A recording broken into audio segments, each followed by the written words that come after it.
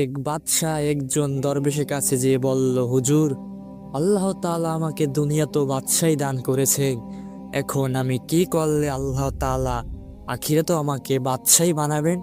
সে দরবেশ বলল, আপনার গুনাহ ছেড়ে দিতে হবে। বাদশাহ বলল, হুজুর, গুনাহ কিভাবে ছাড়বো? দরবেশ বলল, আপনি প্রত্যেক দিন 100 বার মৃত্যুর কথা স্মরণ করিবেন। বাদশাহ বললেন, ঠিক আছে। বাদশাহ 1 মাস পর ফিরে এসে দরবেশের কাছে এসে বলল, হুজুর, আমি স্বর্ণের তৈরি তসবি প্রত্যেকটি দিন 100 বার মরণ মরণ তসবি জপি, তারপরও গুনাহ ছাড়তে পারছি না।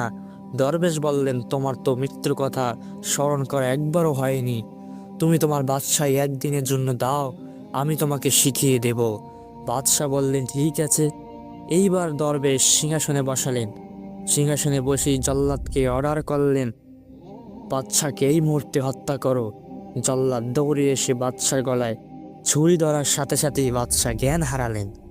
জ্ঞান ফেরার পর দরবেশ বললেন, সবেমাত্র একবার